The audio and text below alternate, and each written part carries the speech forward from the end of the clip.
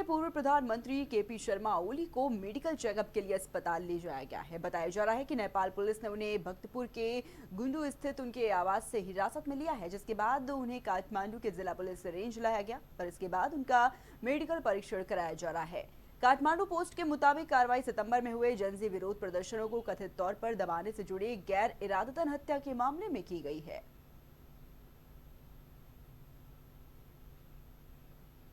तो वहीं भारत ने पहलगाम हमला और गलवान झड़प के बाद सीमाओं पर निगरानी जो है वो और ज्यादा बढ़ा दी है। जी हाँ, पाकिस्तान और बांग्लादेश सीमा पर अब एंटी ड्रोन सेंसर और लेजर की मदद से निगरानी की जा रही है। तो वहीं लद्दाख में चीन सीमा पर 29 नए आउटपोस्ट बनाए गए हैं। साथ ही भारत तिब्बत सीमा पुलिस की पेट्रोलिंग भी 3 गुना बढ़ा दी गई है।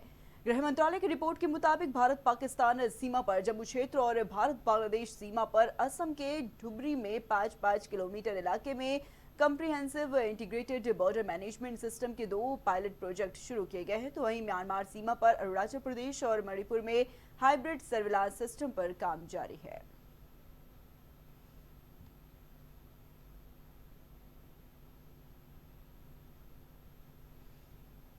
उत्तर प्रदेश के नोएडा को आज मिलने जा रही है एक बड़ी सौगात। जी हाँ, नरेंद्र मोदी आज नोएडा इंटरनेशनल एयरपोर्ट का भव्य उद्घाटन करेंगे और इस खास मौके पर उत्तर प्रदेश के मुख्यमंत्री योगी आदित्यनाथ भी मौजूद रहेंगे। आपको बता दें कि जेवर में बना ये एयरपोर्ट एशिया का सबसे बड़ा ग्रीनफील्ड इंटरनेशनल एयरपोर्ट बताया जा रहा है, जिसे करीब 11,200 करोड़ रुपए की लागत से तैयार किया गया है। एयरपोर्ट पूरी तरह से डिजिटल टेक्नोलॉजी पर आधारित है।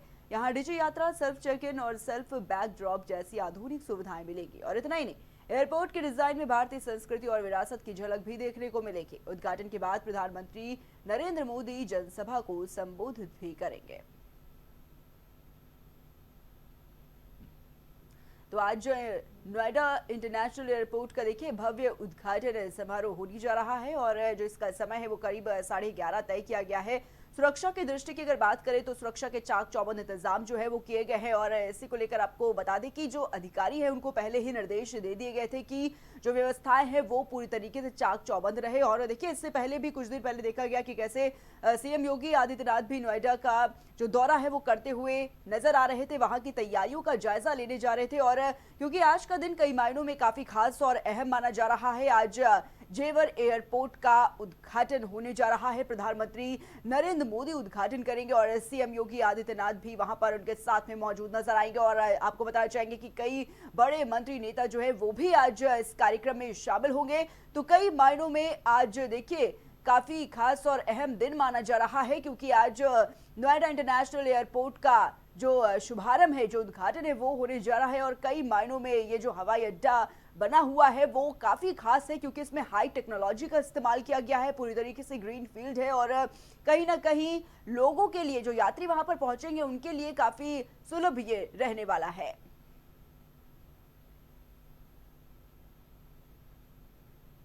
पश्चिम बंगाल में विधानसभा चुनाव से पहले एसआईआर प्रक्रिया पूरी हो चुकी है। चुनाव आयोग ने एसआईआर प्रक्रिया के तहत वोटर लिस्ट की पहली सप्लीमेंट्री लिस्ट जारी कर दी है, लेकिन इस लिस्ट को पूरी तरह से सार्वजनिक नहीं किया गया है। इसको लेकर बंगाल के मुख्यमंत्री ममता बनर्जी ने चुनाव आयोग और भाजपा पर हमला बोला है। ममता बनर्जी ने कहा है कि भगवान की चक्की धीरे धीरे चलती है लेकिन बारीक पिसती है। मैं ये बात रामनवमी के दिन कह रही हूँ। तो वहीं केंद्रीय गृह मंत्री अमित शाह शनिवार को कोलकाता में तृणमूल कांग्रेस सरकार के खिलाफ एक चार्जशीट जारी करने वाले हैं। सूत्रों के मुताबिक इसमें ममता सरकार के खिलाफ कई आरोप होंगे।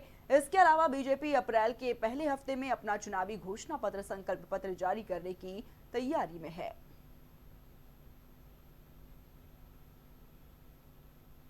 पश्चिम बंगाल में नवरात्रि के अंतिम दिन 3 अलग अलग जगहों पर हिंसा हुई। यहाँ मुर्शिदाबाद जिले के रघुनाथगंज में रामनवमी जुलूस के दौरान 2 समुदायों के बीच भारी बवाल देखने को मिला। इस दौरान दुकानों में तोड़फोड़, लूटपाट और आगजनी की घटना हुई।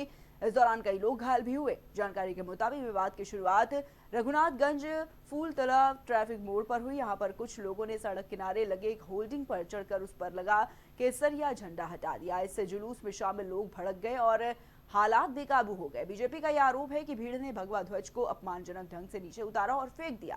विपक्ष के नेता और बीजेपी उम्मीदवार शुभेंदु अधिकारी ने इसके वीडियो शेयर किया और साथ ही वीडियो के साथ उन्होंने लिखा कि ये भगवा ध्वज आज सनातन धर्म का अपमान है। साथ ही आपको बता दें कि बंगाल विधानसभा चुनाव के पहले चरण में 23 अप्रैल को मुर्शिदाबाद समेत 16 जिलों की 152 विधानसभा सीटों पर मतदान किया जाएगा, लेकिन उससे पहले हुई इस हिंसा से मतदान प्रभावित हो सकता है। गौरतलब है कि मुर्शिदाबाद बंगाल के सबसे संवेदनशील इलाकों में शामिल है। जनवरी 2024 में हिंसा में एक प्रवासी मजदूर की मौत हुई थी, तो वहीं अप्रैल 2025 में हिंसा में 3 लोगों की जान चली गई थी। उड़ीसा में सेना प्रमुख उपेंद्र द्विवेदी ने एक धार्मिक स्थल के दर्शन किए। मंदिर परिसर का भ्रमण करने और भगवान का आशीर्वाद लेने के बाद उन्होंने अपनी भावनाएं साझा की हैं। आपको बता दें कि जनरल द्विवेदी ने कहा है कि अनुभव उनके लिए बेहद सुखद और सौभाग्यपूर्ण रहा। उन्होंने प्रार्थना की कि आने वाले चुनौतियों के बीच भगवान का आशीर्वाद हमेशा भारतीय सेना पर बना रहे।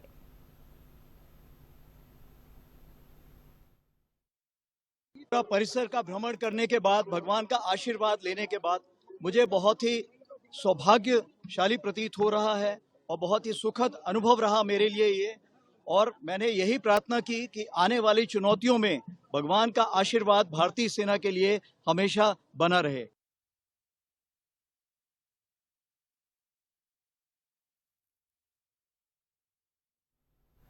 मंत्री ओम प्रकाश राजभर ने तेल आपूर्ति और सियासी बयानबाजी को लेकर बड़ा बयान दिया है। आपको बता दें कि राजभर ने कहा है कि वैश्विक स्तर पर युद्ध जैसे हालात का असर तेल आपूर्ति पर पड़ रहा है, पर सरकार स्थिति को संभालने के लिए त्वरित प्रयास कर रही है। उन्होंने सपा प्रमुख अखिलेश यादव पर निशाना साधते हुए कहा कि चूल्हा को लेकर किया गया उनका ट्वीट भ्रामक है। राजभर ने तंज कसते हुए कहा कि उनके ही घर में दर्जनों सिलेंडर निकल आएंगे। साथ ही कहा कि बड़े देश आपसी संघर्ष में उलझते हैं तो उसका असर पूरी दुनिया पर पड़ता है। निश्चित है कि जब 2 देश 3 देश आपस में लड़ते हैं तो पड़ोसी देशों पर भी उसकी हालत आती है, दिक्कत आती है, क्योंकि ईरान और इजराइल, अमेरिका जैसे देशों से तेल और गैस आते हैं। लड़ाई की वजह से वो बंद हो गया है। दूसरे देशों से उसकी व्यवस्था प्रधानमंत्री माननीय नरेंद्र मोदी जी कर रहे हैं। उनको मुस्लिम प्रेम बोल रहा है, अपराधियों के साथ दोस्ती का प्रेम बोल रहा है। जो अपराधी उनकी पार्टी को चलाने के लिए फंडिंग करते थे उसका उनका प्रेम बोल रहा है। जो फंडिंग करने वाले लोग मारे गए, अतीक के साथ जो लोग थे वो मारे गए, जो अपराधी गुंडे थे वो मारे गए, बहुत से लोग। ये उनको तकलीफ हो रही है, दर्द हो रहा है कि बीजेपी ने माफियाओं का सफाया क्यों किया, गुंडा राज खत्म क्यों किया, जनता में विश्वास, कानून का राज क्यों स्थापित किया। इसके लिए अखिलेश यादव जी ट्वीट कर रहे हैं, झूठ बोल रहे हैं। ये वो झूठ बोल रहे हैं। अगर उनके घर की तलाशी ले ली जाए तो दर्जन भर सिलेंडर निकलेगा उनके यहाँ। ये झूठ बोल रहे हैं, ये गुमराह कर रहे हैं। पटना में तेज आंधी और बारिश के चलते डाक बंगला चौराहे पर एक बड़ा हादसा होते होते टल गया। आपको बता दें कि एक पंडाल और एलईडी गेट तेज हवाओं के कारण अचानक गिर गया। इस मामले में सिटी एसपी सेंट्रल दीक्षा ने जानकारी देते हुए बताया है कि आंधी की वजह से ये ढांचा गिरा। हालांकि राहत की बात यह है कि इस घटना में किसी तरह के जानमाल के नुकसान की खबर नहीं है। प्रशासन तुरंत मौके पर पहुंचा और गिरे हुए ढांचे को हटाने का काम शुरू किया गया। फिलहाल इलाके में स्थिति पूरी तरह से नियंत्रण में बनी हुई है।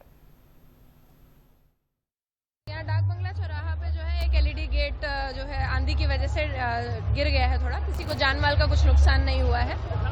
इसको जो अभी असेस किया जा रहा है, इसको फिर रिमूव भी किया जाएगा स्ट्रक्चर को। नहीं, कोई नुकसान अभी नहीं हुआ है। कौशाम्बी में श्रद्धालुओं से भरी एक पिकअप ट्रेलर से टकरा गई है। इस हादसे में 8 लोगों की मौत हो गई है। मरने वालों में 5 महिलाएं और 3 बच्चे शामिल हैं, जबकि 29 लोग घायल हुए हैं। जानकारी के मुताबिक पिकअप सवार सभी लोग प्रयागराज से मुंडन कराकर फतेहपुर लौट रहे थे। हादसा इतना भीषण था कि पिकअप में सवार लोग उछलकर सड़क पर जा गिरे और काफी देर तक जमीन पर तड़पते रहे। तो वही घटना की सूचना मिलते ही मौके पर पहुंची पुलिस ने घायलों को एम्बुलेंस से अस्पताल पहुंचाया। 27 घायलों का इलाज जिला अस्पताल और सीएचसी में चल रहा है, जबकि हालत गंभीर होने पर 2 लोगों को प्रयागराज के लिए रेफर किया गया है। तो घटना पर संज्ञान लेते हुए सीएम योगी आदित्यनाथ ने मृतकों के परिजनों को 2-2 लाख रुपए की आर्थिक मदद देने की घोषणा की है। साथ ही घायलों को 50-50 हजार रुपए दिए जाएंगे। डिप्टी सीएम केशव प्रसाद मौर्य ने भी हादसे पर दुख व्यक्त किया है।